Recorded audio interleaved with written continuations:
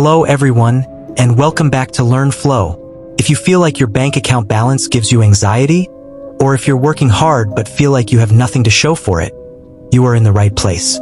Today we are taking control. This isn't a quick fix video. This is a comprehensive 20-minute masterclass on personal finance, the stuff they should have taught us in school. We're going to break down the 4 pillars of financial success: budgeting, debt management, investing, and protection. Grab a coffee, grab a notebook, and let's get started. Before you can build wealth, you need a blueprint, and that blueprint is a budget. Budgeting isn't about restricting yourself.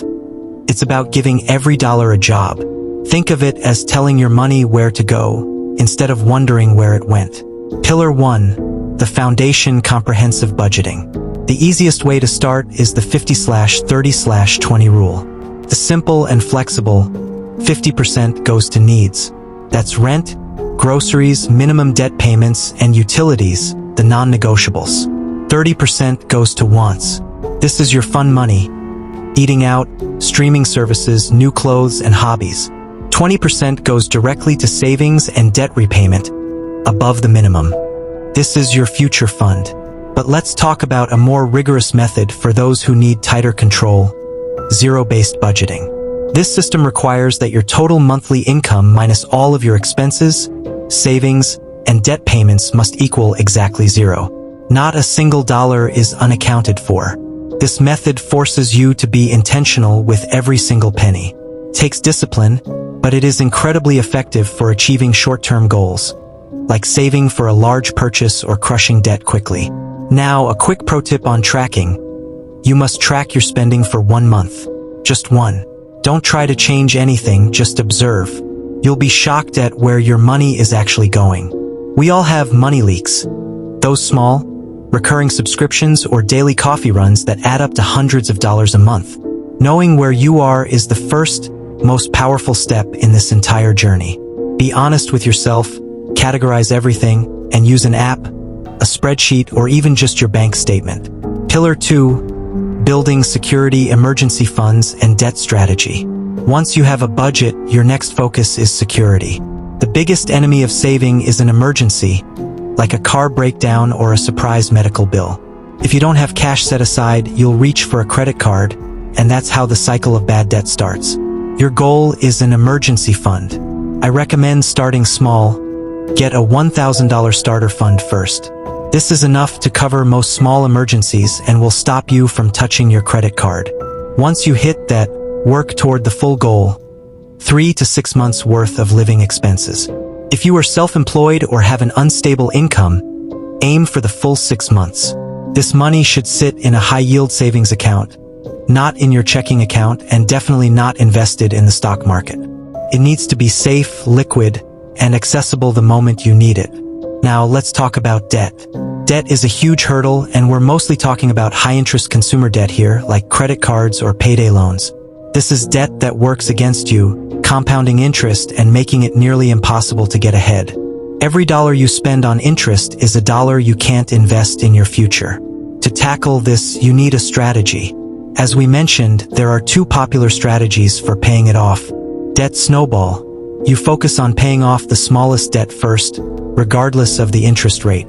Once that smallest one is gone, you take the money you were paying on it and add it to the payment of the next smallest debt.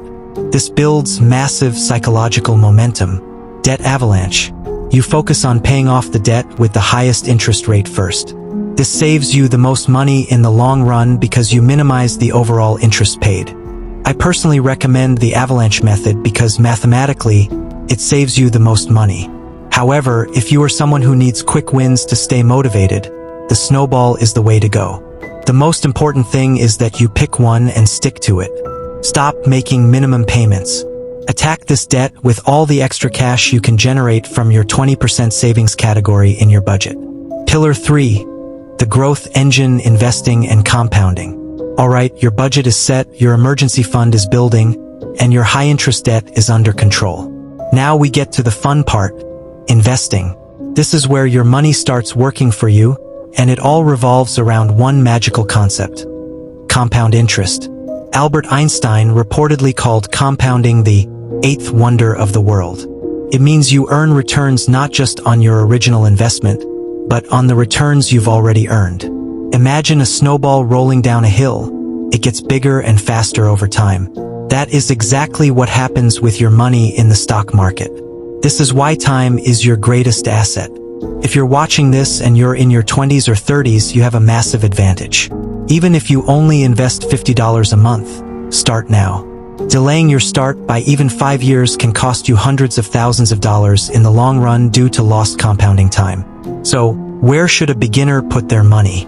Let's keep it simple and focus on low-risk, high-reward strategies that have worked for decades. Step 1. Max out your tax-advantaged accounts. These are retirement accounts that allow your investments to grow tax-free or tax-deferred. The main accounts are the 401k or 403b if your employer offers a match. You must contribute at least enough to get that full match. This is literally free money, a 100% return instantly. The IRA, individual retirement account, Roth versus traditional. A Roth IRA is fantastic because you pay taxes on the money now, but all the growth is tax-free when you retire. A traditional IRA gives you a tax deduction now, but you pay taxes later. For most young beginners, the Roth IRA is usually the better choice. Step 2. Embrace index funds. For most people, the best investment is a low-cost index fund. This is a fund that tracks a large portion of the market like the S&P 500. When you buy an index fund, you are buying tiny pieces of 500 of the biggest companies in the US. You don't have to pick winners and losers. You just bet on the overall global economy. They are cheap, diversified, and historically have returned about 10% per year over the long term. This is the simplest, most effective way to invest for the average person. Look for funds with extremely low expense ratios. That's the fee the fund charges you. Step 3. Master dollar cost averaging. This just means you invest a fixed amount of money at regular intervals, say $200 every month, regardless of whether the market is up or down. This removes the need to time the market, which is nearly impossible, takes the emotion out of investing, and ensures you buy more shares when prices are low and fewer when they are high. Consistent, boring investing is the key to winning. Pillar 4. Protection, credit score, and insurance strategy. The final piece of your financial foundation is protection. This involves managing your credit score and having adequate insurance. Your credit score is your financial reputation, and it impacts everything from getting a mortgage to renting an apartment. This number isn't a mystery. It's based on a few key factors. The biggest one is payment history. Pay every bill on time, every time. The second biggest factor is credit utilization. This is how much debt you're carrying versus your total credit limit. You want to keep this low, below 30%, ideally below 10%. If your limit is $10,000, don't carry more than a $3,000 balance. The easiest way to boost your score is to pay your balance in full every month. If you use a credit card like a debit card, meaning you never charge more than you can immediately pay off, you will build excellent credit without paying a cent of interest. The last pillar is risk management through insurance. You can't budget for everything, and sometimes catastrophic events happen. Insurance is how you transfer that risk to a company. For a beginner, the main policies to focus on are health insurance, a necessity. A single, serious medical event can wipe out years of savings, even with a strong budget and emergency fund. Know your deductible and your out-of-pocket maximum. Car insurance/renter's insurance. Legally required in most places and protects your assets if you cause an accident. If you rent, renter's insurance is dirt cheap and protects your belongings if there's a fire or theft. Term life insurance. If you have dependents, if anyone financially relies on you, a spouse, kids, or elderly parents. This inexpensive policy provides a payout if you pass away, ensuring they are protected. If you are single with no dependents, you can skip this for now.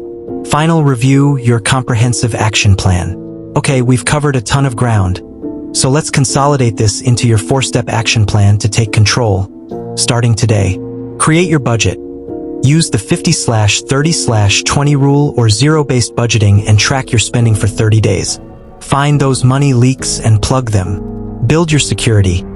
Establish your $1,000 starter emergency fund, then build the full 3 to 6 months of expenses, and aggressively attack your high-interest debt using the debt avalanche method.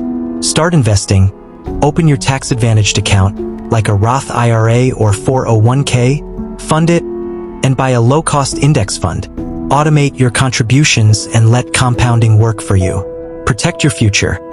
Master your credit utilization by keeping balances low, always pay on time, and secure the necessary insurance policies to shield your wealth from disaster.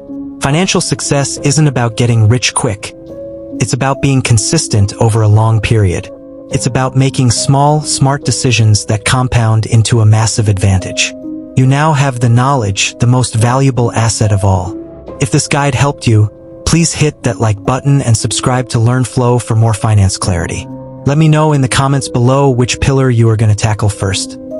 Budgeting, debt, or investing? Thanks for watching, and I'll see you in the next one. Take charge of your money.